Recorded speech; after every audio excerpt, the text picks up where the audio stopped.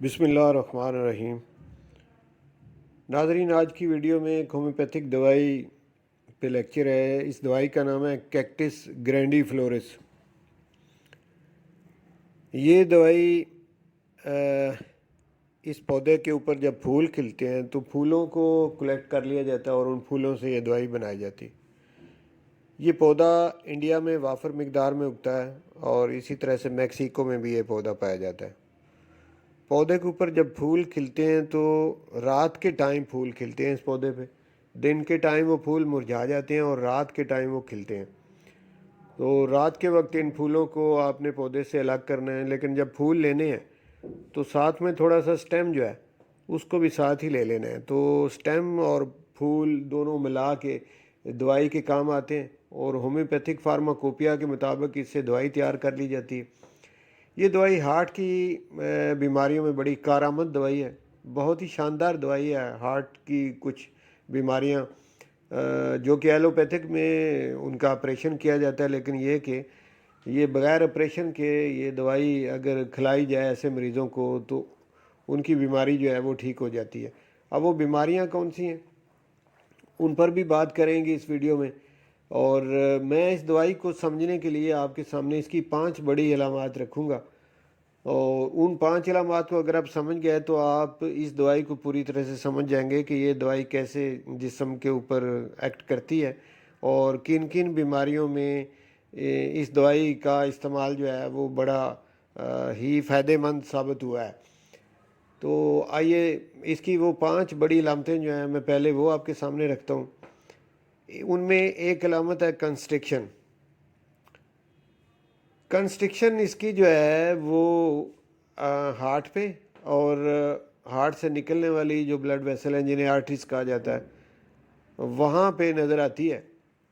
Heart का भी वैसे तो 4 चैम्बर होते हैं, लेकिन जो इसके वेंट्रिकल्स हैं निचले 2 हिस्से जो हैं वहाँ पे ये अलामत जो है ये नज़र आती है। कंस्ट्रिक्शन के साथ अगर आप कंजेशन भी मिला लें, आप कंस्ट्रिक्शन एंड कंजेशन, तो फिर ज़्यादा आसानी हो जाएगी समझने में कि इस एरिया के अंदर कंस्ट्रिक्शन भी होगी और कंजेशन भी होगी। और इसी तरह से आर्टरीज के अंदर कंस्ट्रिक्शन भी होगी और कंजेशन भी होगी। तो इन 2 बड़ी अलामतों से आगे दीगर कुछ जो इलामात पैदा होंगी, जब मुसलसल ये 2 अलामतें रहेंगी तो आगे कुछ और सिम्टम पैदा होंगी।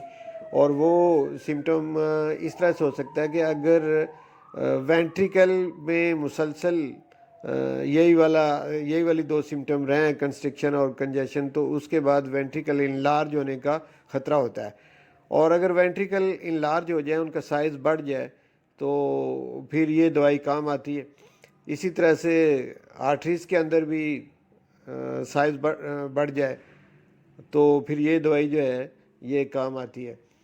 तो जब वेंट्रिकल बढ़ जाते हैं, इनलार्जमेंट ऑफ वेंट्रिकल जो है, उसके बाद चेस्ट में कुछ अलामात पैदा होती हैं। डिस्निया होता है, सफोकेशन होती है और जो चेस्ट है वो इस तरह से लगती है कि जैसे एक आयरन बैंड जो है उसके ज़रिए से उसको बांध दिया गया, यानी एक शिकंजा है, जैसे केज है, पिंजरा है या लोहे का कोई एक छल्ला है, उसके अंदर जैसे उसको बांध दिया गया है चेस्ट को। इस तरीके की सिम्टम जो हैं वो चेस्ट के आपको नज़र आएंगी और सांस लेने में दिक्कत होगी और साथ में चेस्ट के अंदर पेन होगी।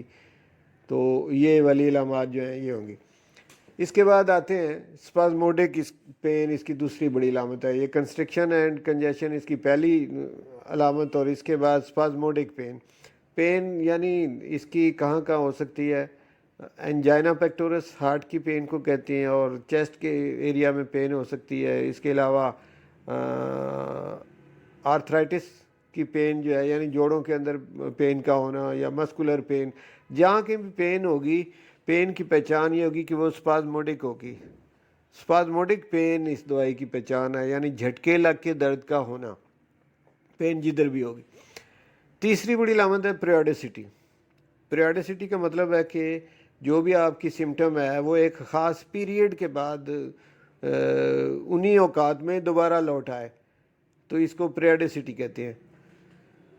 तो इसमें जितने ये दर्द जहाँ कहीं भी होगी, मिसाल के तौर पे एंजाइना पेक्टोरस है, हार्ट की दर्द है, اور وہ جھٹکے لگ لگ کے ہوگی، اور خاص وقفہ وہی ہوگا جن اوقات میں وہ پہلے ہوئی انہی اوقات میں دوبارہ ہوگی.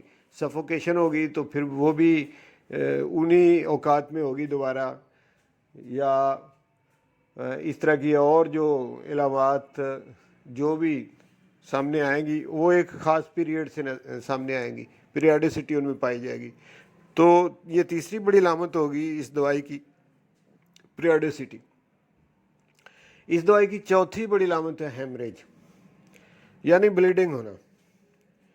بلیڈنگ نوز سے ہو سکتی ہے، لنگ سے ہو سکتی ہے، تھروٹ سے ہو سکتی ہے، ریکٹم سے ہو سکتی ہے. تو جہاں سے بھی بلیڈنگ اس کی ہوگی، اس میں اگر بلیڈنگ کے دوران اس کو کچھ کنسٹرکشن، اسپازموڈک پین یا پیریوڈیسٹی بھی نظر آ جائے تو یہ اس کے حق میں ہوگی کہ یہی دوائی کی طرف اشارہ ہوگا. یعنی یہ جو ہیمریج ہے اس کو اس دوائی کے حق میں کرنے کے لیے، ویسے تو ہیمریج بہت ساری ہومیوپیتھک دوائیوں میں پایا جاتا ہے نا، لیکن اس کے اندر ہیمریج کے ساتھ ساتھ پیریوڈیسٹی، اسپازموڈک پین اور کنسٹرکشن بھی ملے گی آپ کو.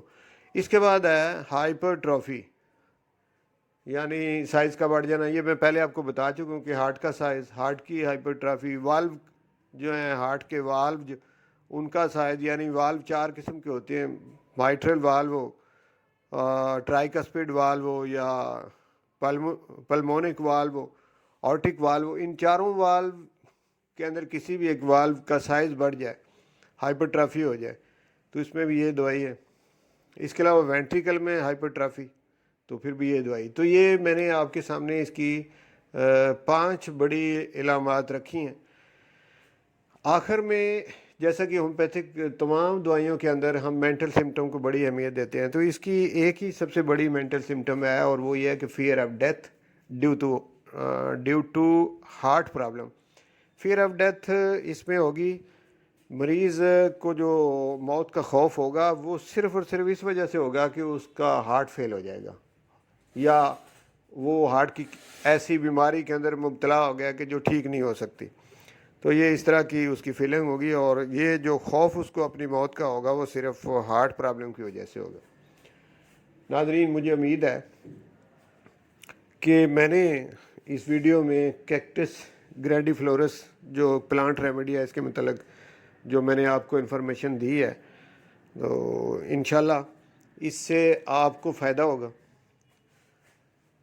آپ اگر ایسی کسی بیماری مبتلا ہیں تو آپ اپنے قریبی کسی ہومیوپیتھک ڈاکٹر سے رابطہ کریں، یا اگر ڈاکٹر نہیں ملتا اور آپ پڑھے لکھے ہیں، آپ اس کو دوبارہ اگر کسی بک میں پڑھنا چاہتے ہیں تو پڑھ بھی لیں. لیکن جو میں نے اشارے آپ کو دے دیے ہیں، اگر آپ سمجھتے ہیں ان کے مطابق کوئی آپ کو ہارٹ کا مسئلہ ہے، تو آپ یہ کسی ہومیوپیتھک سٹور سے خرید کے تو اس کے 5 قطرے صبح دوپہر شام آپ لے سکتے ہیں، اور اس سے انشاءاللہ آپ کو فائدہ پہنچے گا. بہت شکریہ. اسی طرح کی انشاءاللہ انفارمیٹیو ویڈیو میں آپ کی خدمت میں لے کے حاضر ہوتا رہوں گا. اس وقت تک کے لیے اجازت چاہتا ہوں. بہت شکریہ.